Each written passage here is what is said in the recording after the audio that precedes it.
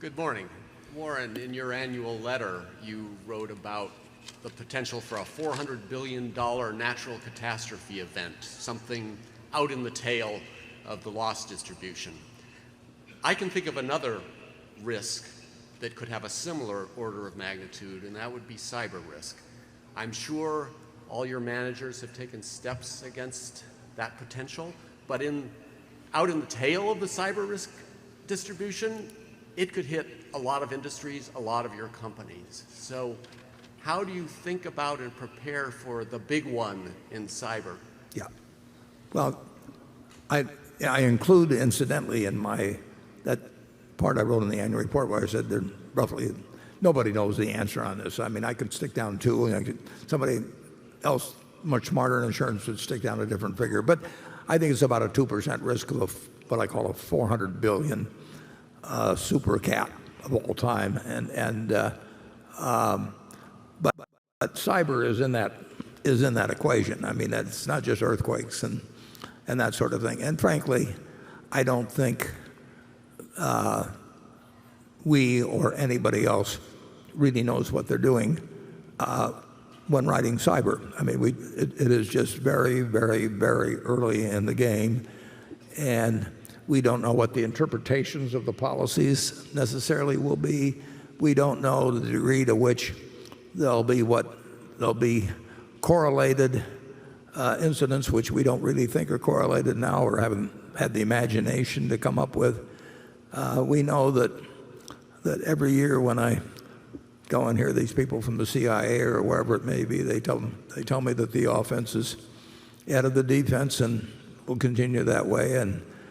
And I can dream of a lot of cyber incidents, which I'm not going to spell out here, because the people that have twisted minds maybe they probably got way more ideas than I've got, but I don't believe in feeding them any. But it's a business where we have a pretty good idea of the probabilities of a quake in California or the probabilities of a 3 or a 4 hurricane hitting Florida or whatever it may be.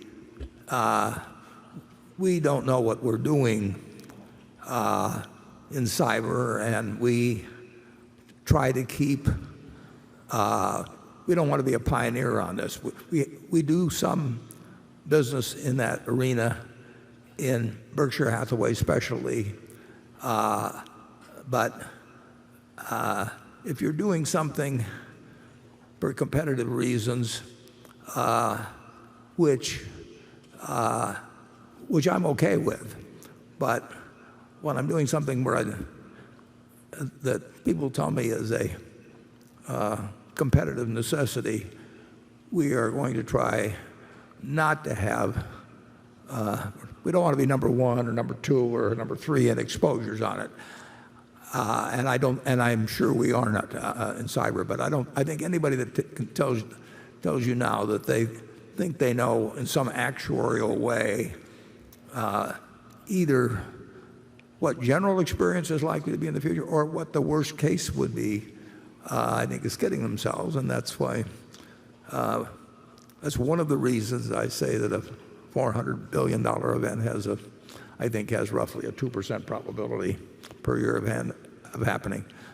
Cyber is uncharted territory, and it's going to get worse, not better. And then the question is whether, if we have a whole bunch of $25 billion commercial limits out there, whether there's some aggregation that we didn't foresee, or that the courts interpret those policies differently, then they are generally going to give the benefit of the doubt to the insured. So you're right in pointing that out as a very material risk, which didn't exist 10 or 15 years ago, and will be much more intense as the years go along. And all I can tell you, Gary, is that's part of my 400 billion and my 2%. But if you've got a different guess, it's just as likely that yours is right than mine on that. Charlie?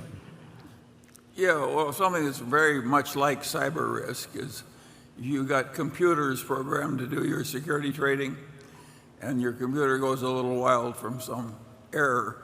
That's already happened at least once, where somebody just was fine one morning and by the afternoon they were broke because some computer went crazy. We don't have any computers we allow to go big automatically trading securities. I think generally Berkshire is less likely than most other places to be careless in some really stupid way. I do think if there's a mega cat from cyber, let's say it hits 400 billion, I do not think we'll have more than a 3%. We'll get our share.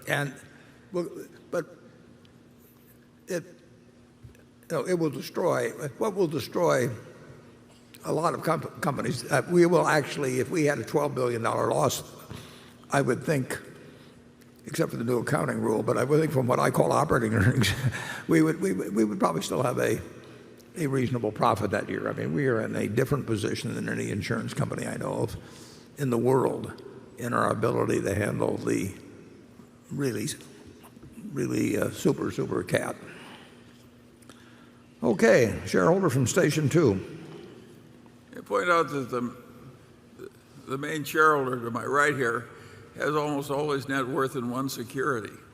That's likely to be more carefully managed than some public place with people just passing through. Yeah, you don't want a guy that's 64 and is going to retire at 65. A lot of decisions you really don't want him or her to be making.